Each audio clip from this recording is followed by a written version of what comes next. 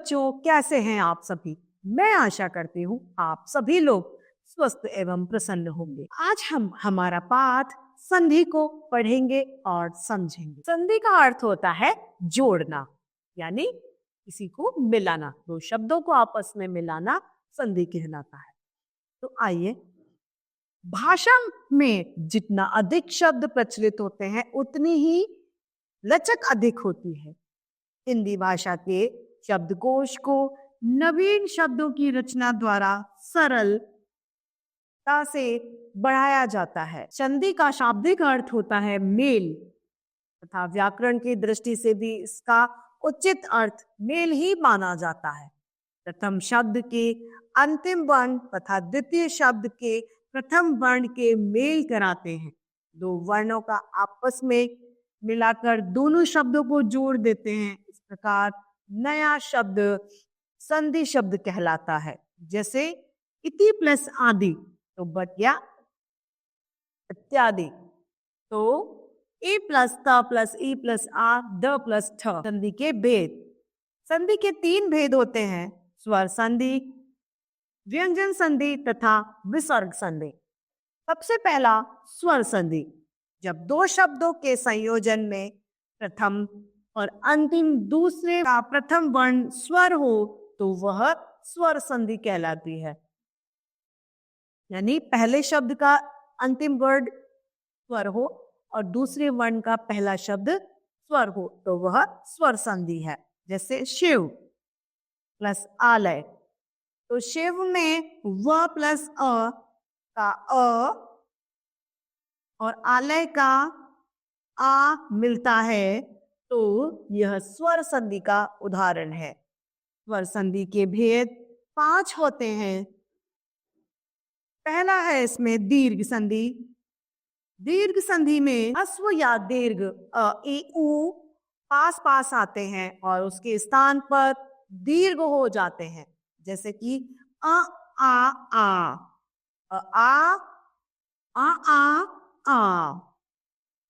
आ का उदाहरण है भाव प्लस अर्थ भावार्थ। आ का विद्या प्लस आलय विद्यालय।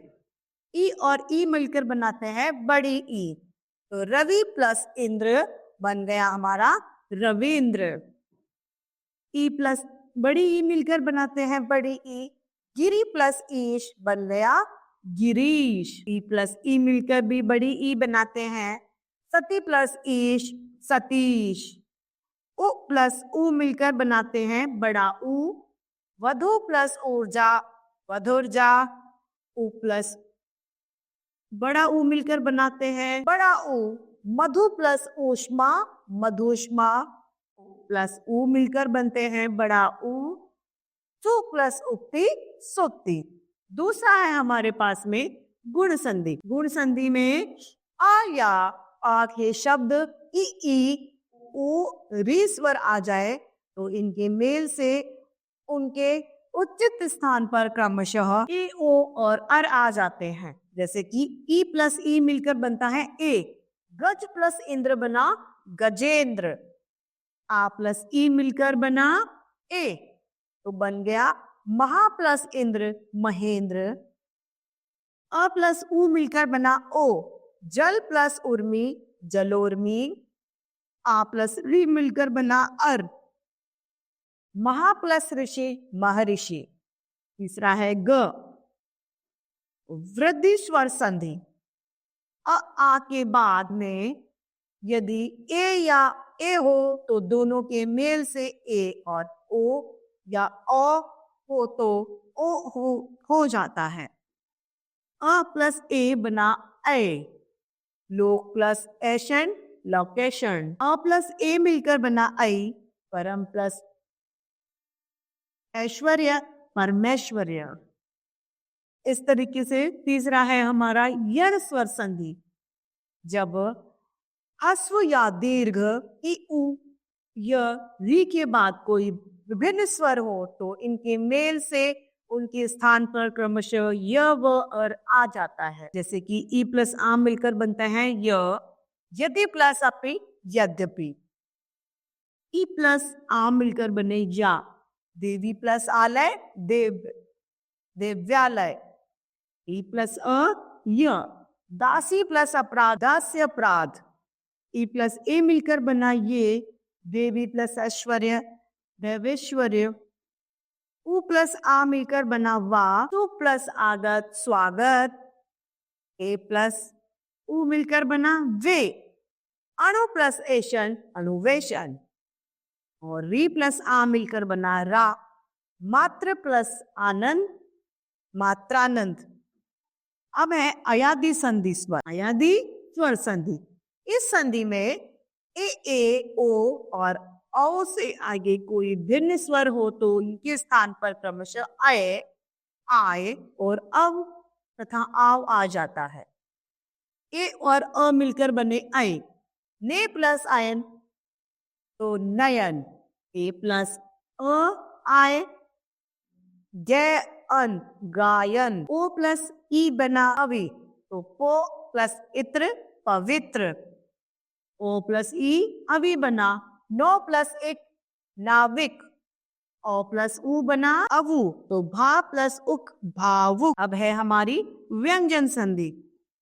व्यंजन संधि में जब व्यंजन से स्वर या व्यंजन का संयोजन होता है तो उसे व्यंजन संधि कहते हैं। अहंकार, अहंकार, सम प्लस गम संगम। उत प्लस लास उल्लास, उत प्लस नीति उन्नति। तीसरी है हमारी विसर्ग संधि। तो स्वर संधि, विसर्ग संधि और व्यंजन संधि, तीन इसके भेद होते हैं। विसर्ग के साथ स्वर या व्यंजनों का संयोजन को विसर्ग संधि के नाम से पुकारा जाता है। निह प्लस चय निश्चय, धृण प्लस टंकार धनु टंकार, निह प्लस छल निश्चल, निह प्लस तार निरंतर। अब है अभ्यास कार्य। पहला प्रश्न है हमारा, निम्नलिखित संधियों के सामने उसके नाम लिखिए। तो पहला है लघु प्लस उर्मी में दीर्घ स्वर संधि है।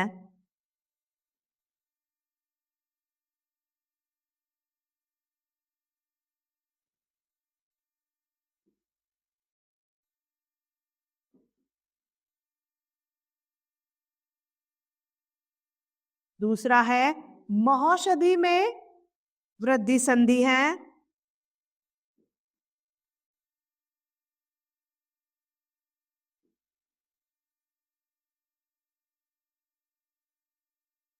तीसरा है हमारा निश्चल, इसमें विसर्ग संधि है।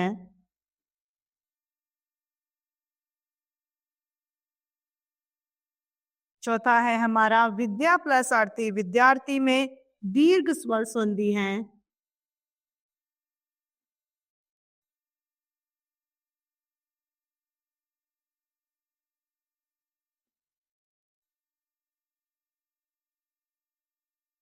और अनाथालय में दीर्घ स्वर संधि।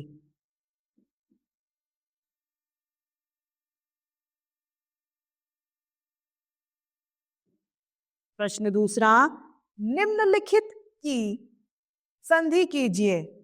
सु प्लस उक्ति सुक्ति,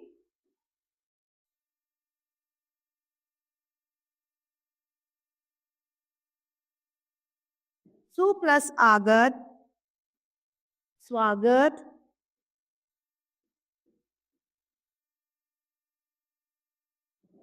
नि प्लस ऊन न्यून, दासी प्लस अपराध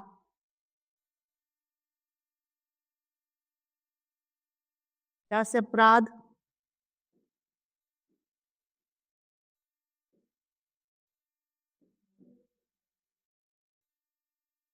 रेखा प्लस अंकित रेखांकित।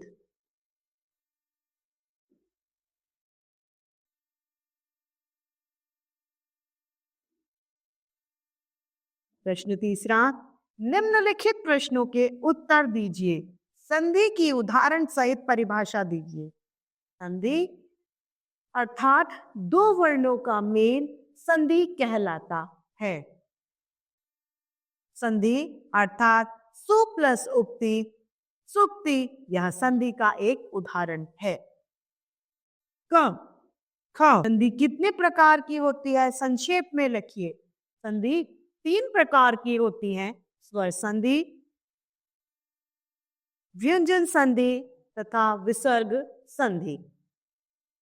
स्वर संधि किसे कहते हैं, उदाहरण भी प्रस्तुत कीजिए। स्वर संधि जब दो शब्दों के संयोजन में प्रथम का अंतिम व दूसरे का पहला वर्ण दोनों स्वर हो, वे स्वर संधि कहलाते हैं।